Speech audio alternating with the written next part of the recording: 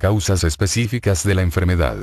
Obsesión. Del libro Principios ocultos de la salud y la curación, de Max Seidel. La obsesión es un estado en el que un espíritu desencarnado ha tomado posesión permanente del cuerpo de alguien, a quien ha despojado del mismo. Sin embargo, algunas veces, ciertas personas adictas a la bebida u otros vicios peores, tratan de excusarse sobre pretexto de que están obsesionadas.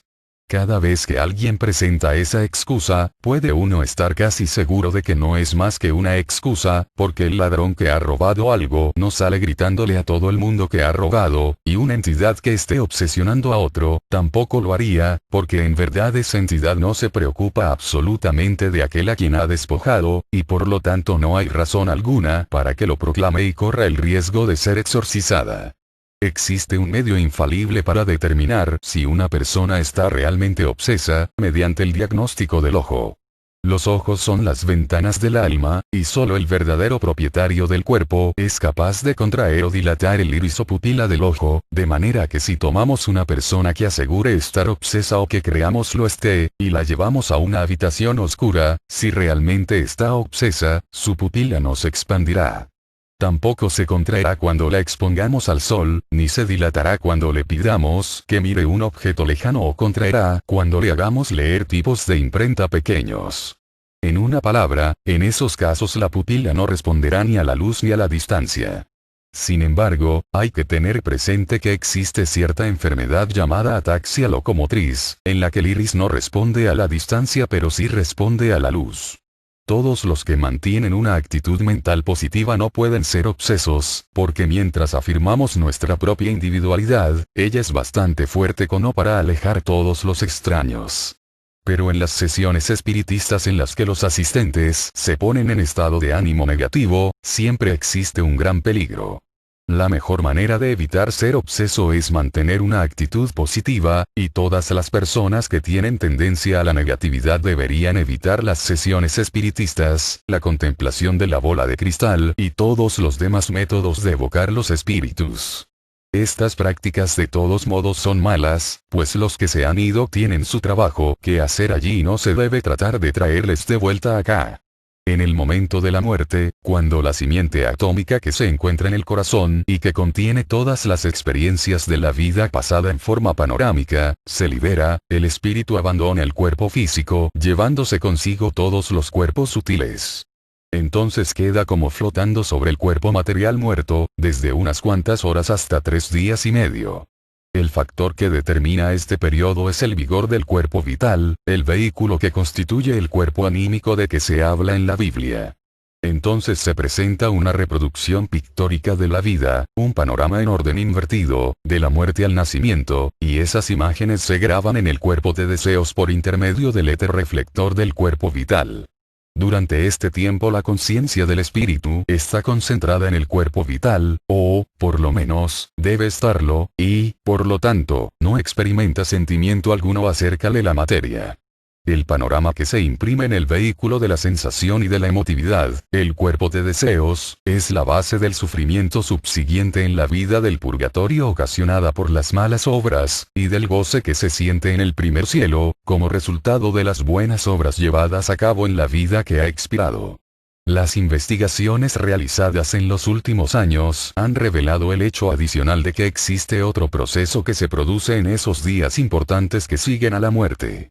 En el cuerpo vital se produce una separación similar a la que causa la iniciación, de tal manera que la parte de ese vehículo que puede llamarse alma se une con los vehículos superiores y constituye así la base de la conciencia en los mundos invisibles, después de la muerte. La parte inferior, que queda descartada, en la gran mayoría de los casos, vuelve al cuerpo físico y queda flotando sobre la tumba del mismo, en la forma indicada en el concepto Rosacruz del cosmos. Esta división del cuerpo vital no es la misma en todas las personas, sino que depende de la naturaleza de la vida que se ha llevado y del carácter de la persona que ha muerto. En casos extremos esta división varía muchísimo de lo normal. Este punto, muy importante, se pudo poner en claro en muchos casos de supuestas obsesiones que fueron investigadas en nuestra sede. En realidad, esos casos fueron los que permitieron los descubrimientos tan notables y trascendentales, producidos por nuestras más recientes investigaciones acerca de la naturaleza de la obsesión, que sufrían las personas que nos consultaban.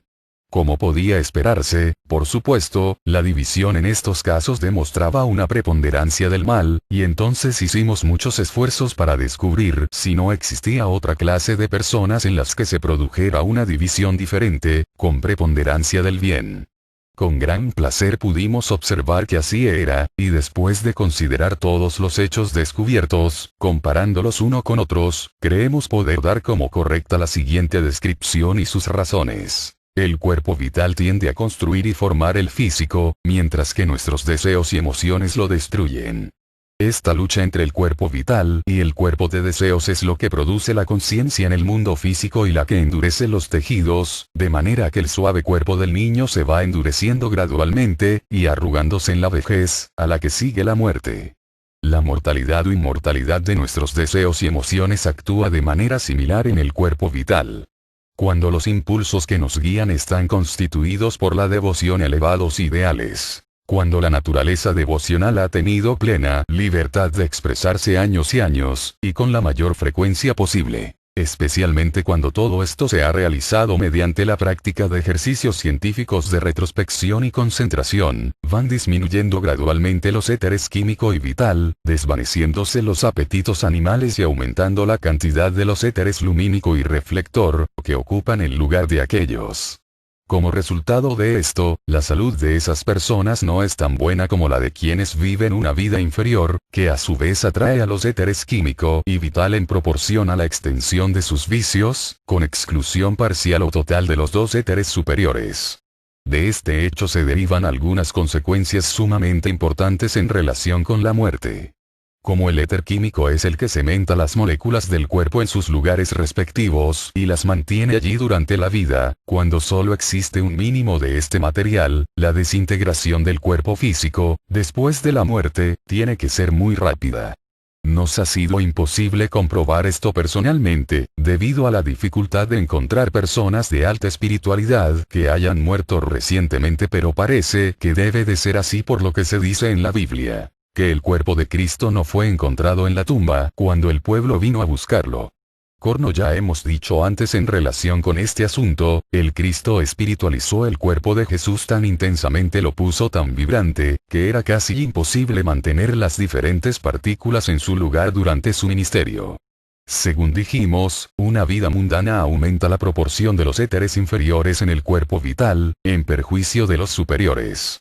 Si además de llevar lo que se llama una vida sana, se evitan todos los excesos, la salud durante la vida física será más perfecta que la del aspirante a la vida superior, porque la actitud de este último con respecto a la vida forma un cuerpo vital compuesto principalmente por los éteres superiores. Él ama el pan de la vida más que el sustento físico, y, por consiguiente, su cuerpo físico se va sensibilizando intensamente, llegando a un estado de sensibilidad delicada y nerviosa que favorece grandemente sus objetivos espirituales, pero que es muy duro de soportar desde el punto de vista material. En la mayoría de los seres humanos existe tal preponderancia al egoísmo y un deseo tan vehemente de sacar el mayor partido posible de la vida, que se encuentran siempre ocupados, bien manteniendo al lobo fuera de la puerta o bien acumulando bienes y cuidándolos. De ahí que tengan poca o ninguna inclinación a ocuparse de la cultura del alma, tan necesaria para el verdadero éxito en la vida.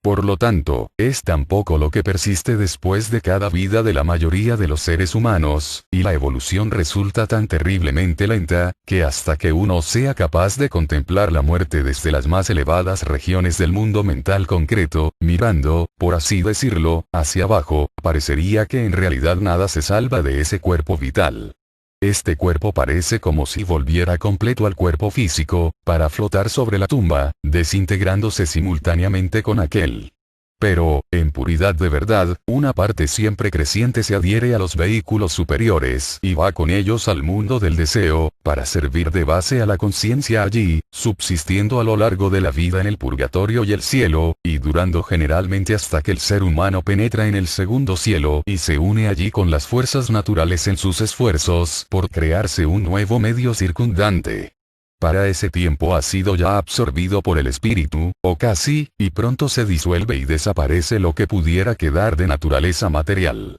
Pero existen algunas personas que son de naturaleza tan malvada, que realmente disfrutan de una vida gastada en vicios y prácticas degeneradas, en una vida brutal, que se goza en infligir sufrimientos. Y algunas veces hasta cultivan las artes ocultas con propósitos malévolos, para tener un dominio mayor sobre sus víctimas. Entonces, sus prácticas inmorales y feroces endurecen terriblemente su cuerpo vital. En esos casos extremos en que la naturaleza animal ha predominado absolutamente, en que no ha existido en realidad expresión anímica en la vida terrenal precedente, no puede producirse la división de que estamos hablando al morir, porque no existe tal línea divisoria. En esos casos, si el cuerpo vital retornara al cuerpo denso, para desintegrarse allí gradualmente, el efecto de una vida tan maligna no sería tan trascendental, pero, por desgracia, en esos casos se produce una unión tan fuerte entre el cuerpo vital y el de deseos, que impide toda separación. Ya hemos visto que cuando un ser humano vive mayormente en su naturaleza superior, sus vehículos espirituales se nutren en detrimento de los inferiores. Inversamente, cuando su conciencia está centralizada en sus vehículos inferiores, los fortifica en forma extraordinaria. Debemos comprender, además, que la vida del cuerpo de deseos no termina con la partida del espíritu, sino que conserva como un residuo de vida y de conciencia. El cuerpo vital también puede sentir las cosas en pequeña medida, durante unos cuantos días después de la muerte en casos ordinarios, y de ahí el sufrimiento que causa el embalsamamiento, las autopsias, etc., que se hagan inmediatamente después de la muerte, pero cuando una vida degradada ha endurecido el cuerpo vital y le ha dado gran fortaleza, se hace a la vida tenazmente y tiene el poder de alimentarse con el olor de los alimentos o de los licores. Y algunas veces, como parásito, puede vampirizar a las personas con quienes se ponga en contacto. De esta manera, una persona malvada puede vivir durante muchísimos años, invisiblemente, a nuestro lado mismo, tan cerca de nosotros o más que nuestras manos y nuestros pies. Esa persona es muchísimo más peligrosa que el criminal físico, porque puede inducir a otros a realizar prácticas criminales o degeneradas, como ella misma lo hacía, sin temer que la descubran ni que la ley pueda castigarla. Esos seres son, por lo tanto, una de las más grandes amenazas a la sociedad que puedan imaginarse. Han enviado innumerables víctimas a las prisiones, deshecho incontables hogares y dado nacimiento a increíble suma de infortunios. Siempre abandonan a sus víctimas cuando éstas caen en las garras de la ley y se ufanan de su sufrimiento y angustia, todo lo cual forma parte de sus planes malvados. Cuando uno estudia la memoria de la naturaleza, se queda pasmado de ver cómo predominaba este estado de identificación entre el cuerpo vital y de deseos en los siglos y hasta en los milenios pasados. Comprendemos, por supuesto, de una manera abstracta, que cuanto más retrocedamos en la historia de la humanidad, tanto más salvaje la encontrarnos, pero el hecho de que en nuestros propios tiempos históricos este salvajismo haya llegado a ser tan común y tan brutal, y que el poder fuera el derecho y la ley sin discusión, fue en realidad un choque terrible para el autor. Se ha dicho que el egoísmo y el deseo fueron intensificados a propósito, durante el régimen de Jehová,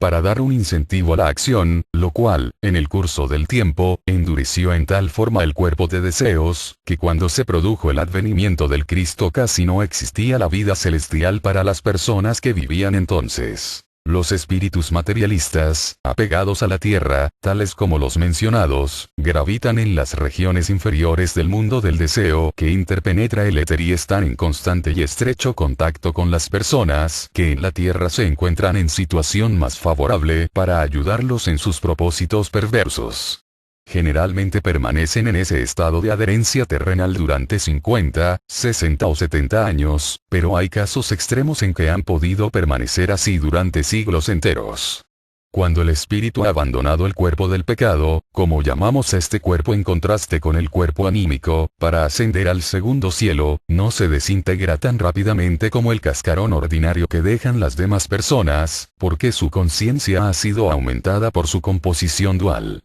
Esto es, que estando compuesto por un cuerpo vital y de deseos, tiene una conciencia personal muy notable. No puede razonar, pero posee una astucia que la hace parecer como si estuviera realmente dotada de una presencia espiritual, de un ego, lo que le puede permitir una vida separada durante muchos siglos. El espíritu que ha partido entre tanto, entra en el segundo cielo. Pero, no habiendo hecho nada en la tierra que desee o merezca una estada prolongada allí o en el tercer cielo, se queda solo lo suficiente como para crearse un nuevo ambiente circundante para sí mismo y renace mucho más pronto de lo usual, para satisfacer su ansia de cosas materiales, que tanto lo atraen. Cuando el espíritu retorna a la tierra, este cuerpo de pecado se siente atraído naturalmente hacia él, permanece con él toda la vida como un demonio. Las investigaciones efectuadas han demostrado que estos seres sin alma eran muy numerosos en los tiempos bíblicos, y era a ellos a quienes nuestro Salvador se refería al hablar de los demonios, puesto que eran la causa de las distintas obsesiones y de las enfermedades corporales que describe la Biblia. Además de las entidades ya mencionadas, que moran en un cuerpo de pecado hecho por ellas mismas y que sufren así enteramente el resultado de sus propias obras en el periodo de expiación, encontramos otras dos clases que eran parecidas en ciertos aspectos, pero diferentes en otros. Además de las jerarquías divinas y las 4 oleadas de vida, cuyos espíritus están actualmente evolucionando en el mundo físico, en el reino mineral, vegetal, animal y humano, existen otras oleadas de vida que se expresan en los varios mundos invisibles. Entre ellos existen ciertas clases de espíritus subhumanos, que se llaman elementales. A veces ocurre que uno de estos elementales toma posesión del cuerpo de pecado de algún salvaje y agrega así su propia inteligencia al conjunto. Al renacer el espíritu que creó ese cuerpo de pecado, la atracción natural los pone juntos otra vez. Pero, debido al hecho de que el elemental anima ahora a ese cuerpo de pecado, el espíritu es muy distinto del de los demás miembros de la tribu de salvajes, y entonces los encontramos actuando como médicos, hechiceros o algo parecido. Estos espíritus elementales que animan a los cuerpos de pecado de los indios, también pueden actuar sobre los medium como espíritus controladores, y una vez que han obtenido poder sobre el medium durante su vida, cuando éste muere, esos elementales lo expulsan de los vehículos que encierran la experiencia de su vida. De esta manera el medium puede verse rezagado en su evolución durante edades enteras, porque no hay poder alguno que pueda compeler a esos espíritus a abandonar un cuerpo de esa clase, una vez que se han apoderado de él. Por consiguiente, aunque la mediunidad parezca no producir malos efectos en una sola vida, siempre existe un gravísimo peligro para la persona que ha permitido a otra tomar posesión de su cuerpo, al morir. Del libro Principios ocultos de la salud y la curación, de Max Heindel.